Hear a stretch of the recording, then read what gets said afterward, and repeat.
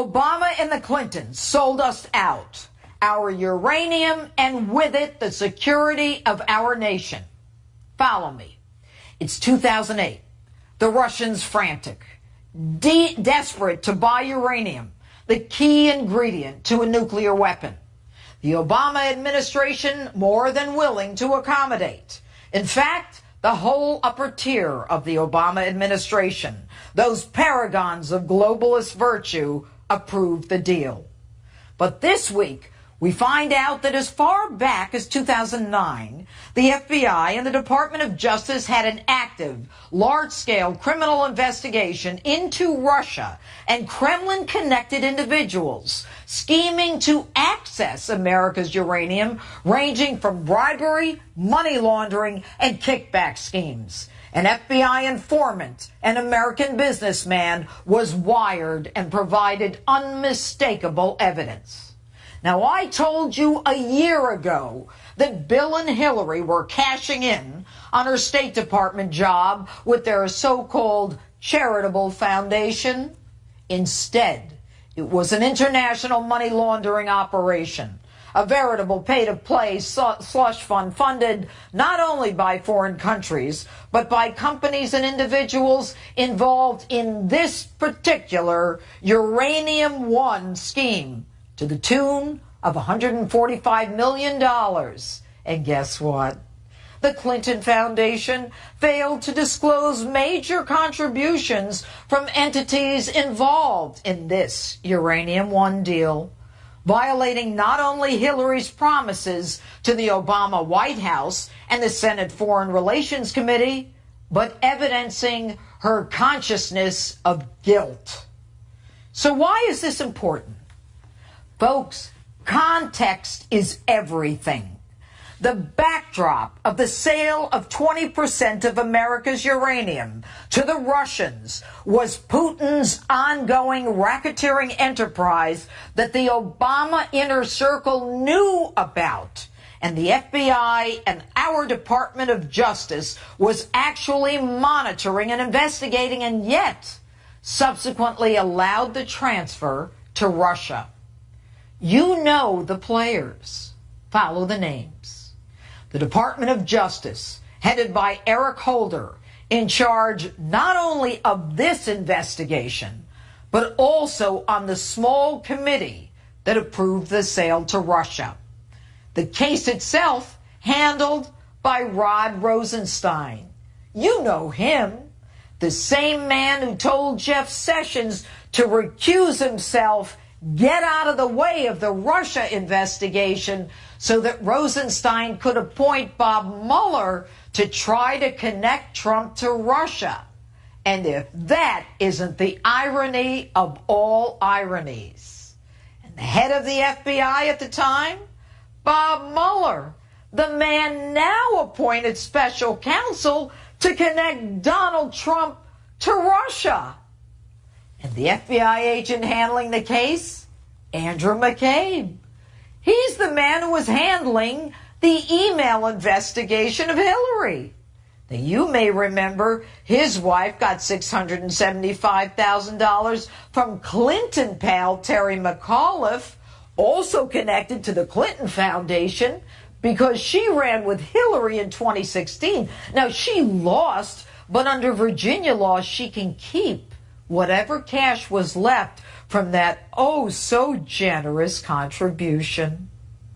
Now, at the time of the approval of the transfer of our uranium to Russia, Republicans in Congress objected on the basis of our national security. They worried that Russia helped Iran build its nuclear reactor and that the takeover of United States nuclear resources by a Russian government-owned agency would be against our national security interests. Why does this all matter? At the time that the Obama administration green-lighted this sale, Republicans in Congress objected, and they didn't even know about the criminality and the money laundering. So you ask yourself, what happened to that criminal case? The criminal case was plea bargained to a lesser crime on Labor Day weekend, the sentence, a slap on the wrist, meted out at Christmas time with none of the bells and whistles that normally accompany an international racketeering case. The informant now, who brought the case to the FBI's attention, he is still gagged by Eric Holder and then Loretta Lynch via that non-disclosure agreement where the sanction is a criminal penalty. In other words, he is barred from talking. Neither his attorney, Victoria Tensing, nor I, with a combination of 80 years of law enforcement experience, have ever heard of such a thing. But think about it, folks. It makes lots of sense. The country cannot know what Obama, Mueller, Holder, McCabe, and Rosenstein knew, and that is the sale of our uranium and the cash that went to the Clintons and their foundation, accompanied by a racketeering operation that was literally allowed to disappear before our eyes. Now Congress wants to hear from this informant, and there are three things that must happen. Number one, Jeff Sessions needs to immediately release the informant from the non-disclosure agreement. Number two, Andrew McCabe needs to be fired as number two in the FBI. And number three, Robert Mueller, instead of heading an investigation into determining whether Donald Trump colluded with Russia, should be the target of an investigation for his role in covering up the extortion scheme that allowed Russia to access America's uranium. And that's my open. Tell me what you think on my Facebook, Twitter, and Instagram pages. Hashtag Judge Jeanine. And remember, we're about to hear from former presidents of the United States at the Hurricane Relief Concert in College Station.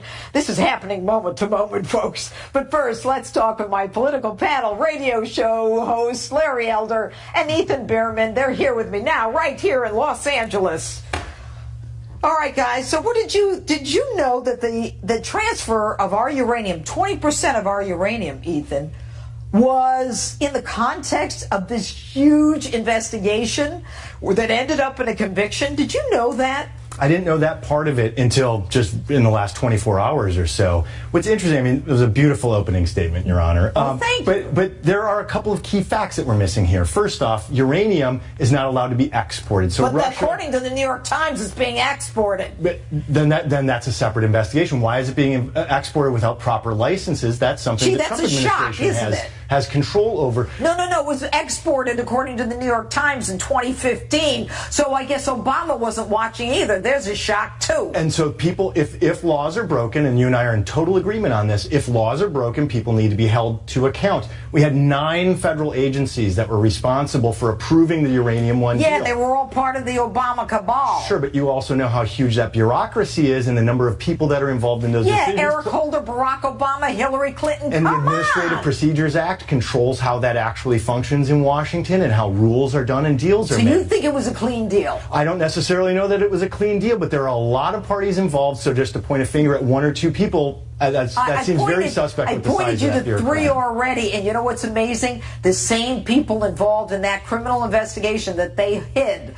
are the people who are trying to connect Trump to Russia, which after 1 year, nobody can find any evidence. Larry Elder, hit it. Well, Judge, Ethan is right in that it's unclear whether or not the 9 or so entities that are involved in approving this deal were aware of this FBI probe. Well, we know that Obama was, Holder was, Clinton was. They were all involved. Unclear. No. Around the same time of all this, happening. No. Hold on, Holder Judge. was in the Justice Department. It was his case. Around the same time of all this, you have Bill Clinton getting $500,000 to give a speech connected to Russian interests. You have all this money coming into the Clinton Foundation. It smells. But whether or not she had direct knowledge that there was a ongoing FBI probe, we don't know that yet. Ethan's right about that part. But the context, Judge, is this. Remember when Obama came in, first thing he did was throw the Czechs and the Poles under the bus after George W. Bush had negotiated a missile defense deal for them because he wanted to curry favor with the Russians because he wanted the Russian support for doing this cockamamie Iran deal. This is all about how the Obama administration was soft on Russia. Fast forward, you have all these Democrats now yelling and screaming about how Donald Trump is soft on Putin. It's just so hypocritical. It's incredible. Well, go ahead. It's interesting because Larry and I have some odd agreements here.